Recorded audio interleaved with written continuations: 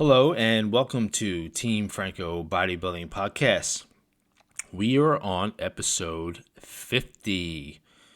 So I've been doing these for about a year and 10 months, and I've put out 49 podcasts to date, and hopefully people have been listening and learning from them, because my goal for doing these all along is to put out information that I think will be timeless when it comes to diet, nutrition, coaching, bodybuilding, everything under the sun. And sometimes these topics just come to my head, and literally I just thought of this one, and it's unscripted, so I wanted to put it out there and give you my opinion on the evolution on why people compete in bodybuilding competitions.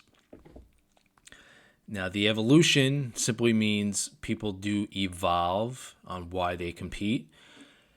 And the reason why people compete varies. And that's what I want to cover today. And basically what I have seen over the last 20 years and what I have personally experienced, God, do I dare say, over the last 30 plus years. Now, it takes all types of people. As you know, I probably discussed this before, and my clients know, and my Facebook and social media, Instagram posts that compete.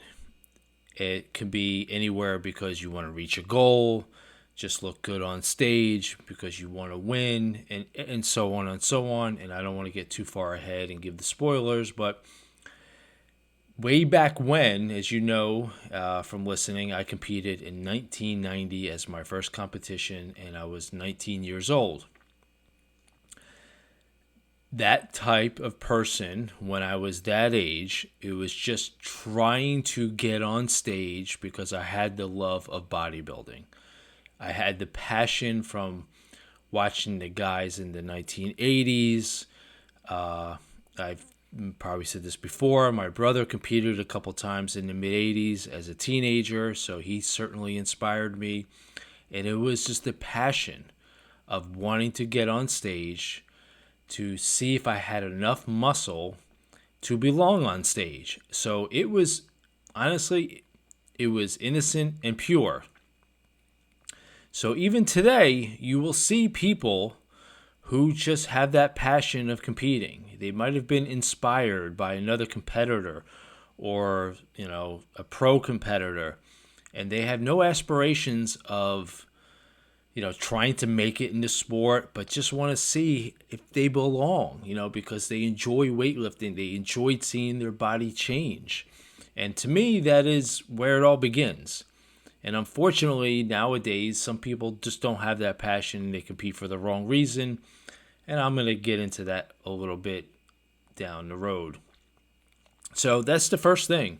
It's passion, because it is pretty amazing. Through lifting weights, you can physically change your body. Now, yes, you have all the health benefits, the fitness benefits, feeling good, confidence.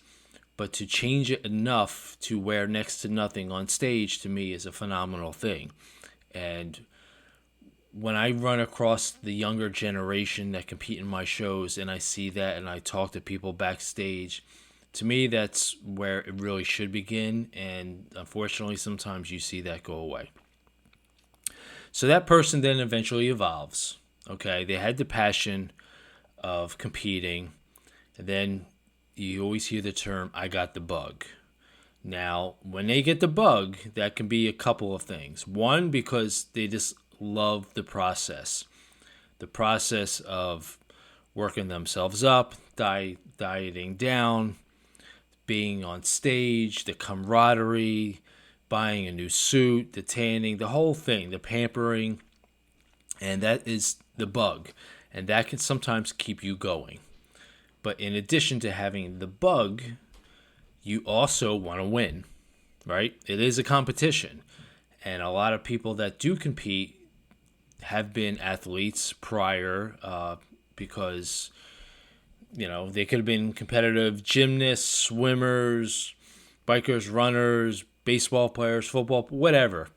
And this was an outlet because their career, may have ended or fading down, so they want to continue, and they have that competitive edge. But when you take that person that originally had the passion, and then after they do a couple of shows, they get the bug, and they simply want to win. And that really was me in the 90s. I caught the bug of competing. I had some success, but then it was all about winning. I'm going to be honest with you. All the philosophy of you versus you, which I will also talk about, was not even in my head. I was a younger kid. I was cocky. I was in my mid-20s. And when I won my first overall, I believe in 1996, I was like one of the greatest feelings ever because, I put the work in. I was recognized for it, and it was a fantastic feeling. So that made me even more hooked on the sport of bodybuilding and why I continue to go on. So you have the passion, you have the people that get the bug, and then you have the super competitive people.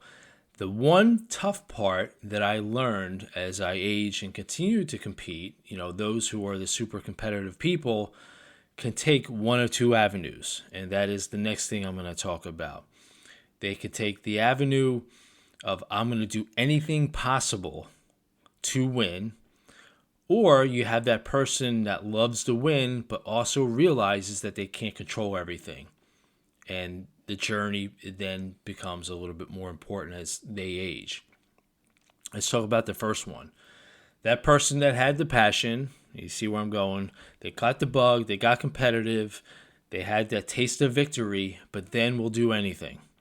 And what's the unfortunate part is that often they will compete over and over again without getting that necessary progress because they're just looking for that win now or the additional wins, not realizing that they're most likely hurting themselves by competing so frequently. They'll size up different shows even, or they'll try to smooge with the promoter or try to look to see who the judges are. To me, that is the negative effect. And you do see that in some shows and some organizations, and it's an unfortunate thing. And typically that person will then burn out. I've seen it plenty of times. I've worked with people that way. And, sometimes we just don't connect. But if you take that person with the passion that caught the bug, that then had the success, but also starting to appreciate the journey a little bit more, meaning that they understand that they can't win every single show, because the higher you move up in a bodybuilding competition, no matter what division, you're going to then be standing next to people that are equal or better than you, and you then mature. It's that whole maturity aspect that I think brings a longevity to competitors that some acquire and some unfortunately don't. So therefore, they'll quit, like I said before, because they're just searching for that win. They may not have it, and they'll give up. But then you have that other person that enjoys the journey, the benefits, and then focuses on you versus you or me versus me every time they step on stage. Because they have the realization that, you know what? I am looking better. I am achieving my personal goals. But at the same time, I cannot control those who I'm standing next to, nor the judges or whatever it may be. And there could be someone better than me. All right? Through my own personal journey, not until I would say, 2006, I won my pro card. And that was still me wanting to win. I was just like to the point, like, I got to win. I got to get the pro card. And this was, to my advantage, this was before social media got really big, and I'm thankful for that because, the pressure, I think, is increased, and sometimes people then compete just for social media, but I'm going to talk about that later. Although, the internet was around, wasn't too long ago, 15 years ago, and there were, bodybuilding forums, and, we used to do our stuff on there. So it wasn't as much gloating or, chest pounding if you won. People understood in the small community and learned of it, but that was it. But after that win, I had that momentum, and I was like, you know what? I got to do my first pro show. So the following year, in 2007, I did my first pro show, and that was the Yorton Cup. And I believe that was the first year of the real Yorton Cup, the biggest OCB show. Obviously, then it was nothing like it is now. There was only like 14 or 15 male bodybuilders, and I finished right in the middle. But I'll be honest with you, watching those guys, it wasn't that I was not competitive.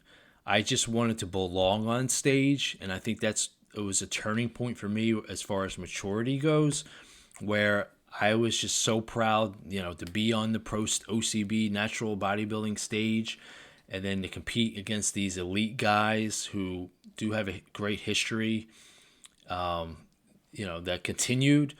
And I was not disappointed with my placement. It was just one of those things, I finished right in the middle, and I was like, all right, great. I belong on this stage. So it was a proud moment, but it wasn't to the point where I was disappointed, because I was starting to evolve. I was starting to understand this is you versus you. So personally, as time went on, I did another pro show 2 years later, and ended up winning my class. And that was a highlight for me, because I think that was my best luck ever. So I was about, how old? 2009, so I was 38, right? Yeah, 38. And I think that was like my peak.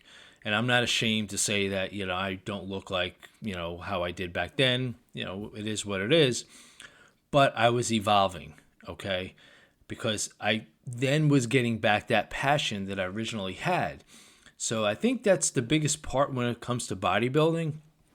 People do it for all different reasons, as you know. Some people compete because they originally had that passion. They catch the bug, they continue, they get competitive. Although some people are competitive right out of the gates. And the unfortunate part about not going through all the stages is that they overestimate, meaning that they realize, or they learn the hard way that they're so competitive because maybe they had success in another sport where there was an offense and defense, or you're being timed or whatnot. But then they enter this judging sport realizing, wow, there's a lot more to it than just being competitive. Maybe I need more time in the gym. Maybe I need to diet properly, or maybe I need a coach that's a better fit. And typically I've seen, again, those who say, Joe, I want to win, but they want to compete really soon. And I fight them a little bit, where I'm like, listen, more time's better. You've heard me say that over and over again. They want to step on stage, and then they're like, well, that sucked. Or, they've said and they're done doing it, or they'll blame me or whatnot. So being competitive has its ups and downs. That's the part of evolution where you got to learn how to be a little bit more mature, even those that are super competitive, because they'll jump into it and, maybe they don't have the best genetics, but they still have the competitive edge. Maybe they didn't give themselves enough time, and so on and so forth. So that's a tough pill to swallow. So that's why if you embrace the evolution of getting better and also realizing it's you versus you, you are going to endure and have a longer longevity in the sport of bodybuilding. I have dozens of clients that fit that mold. One of my longer time clients won his Masters Pro card at the age of 52, and he's been competing for the last 10 years. So if you do your math, he's in his early 60s and still competing at the Pro Masters level and holding his own. How does he do it? He's an inspiration, because he enjoys the process. He enjoys seeing his body change. He's proud of what he's built and been able to maintain it through all these years, and I don't see him slowing down. So he is a prime example of enjoying the process and having you versus you. Again, he's older and he's mature, but I've seen younger competitors who have that passion, that are mature right away, and they understand. They understand that it's going to take time to get better. But the tough part of it all living in the instant gratification era with social media, people put themselves under too much pressure, where that pressure can lead to burnout, high expectations, only because, they may post a couple gym selfies, they look good in the shadows or whatever filters they're using. People build them up, they get plenty of likes or whatnot on any social media, so therefore they get the wrong idea and they build up wrong confidence, and they step on stage, they may not do well, and they say, screw it, I'm never going to do this again. That's tough.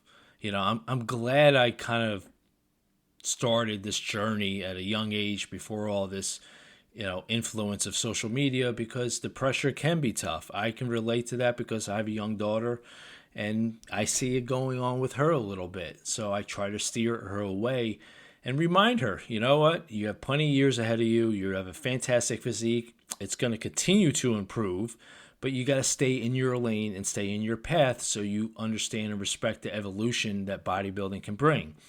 Why this is so important? Because it's a reflection on your life and everything else that goes around you. There's so many lessons that can be learned through bodybuilding. You don't even have to compete, and these lessons can be learned because it teaches you discipline. It teaches you setting goals, reaching, and these goals will then increase your habits, which can then translate into relationships, careers, and all the good stuff that comes with life, as long as you allow it to happen. So a quick recap. Well, I also will add the pressures of competing. It's good to have, but it should never really change your life outside of the gym. You've always heard me say that, bodybuilding is a big part of your life, but it shouldn't be your entire life. Now, some people, they go all in. You know what I mean? They'll go all in, and they will have that success. But believe me that they're not happy. They're just grinding away. They may have some success, win some shows, they look good, they get the accolades on social media, but there's something missing in their life. And I can guarantee you that, if anything throws them off a little bit, they're going to be miserable instead of learning how to deal with things. That's just also something that I experienced. So the evolutions of bodybuilding, the evolutions of you versus you, really summarizes that, you have to have that passion. You always need to go revisit why you started. And if you're just starting out and you're listening to this, if you have that passion of being able to change your body and then setting that goal to compete, and even if it's just one show, that's a fantastic thing.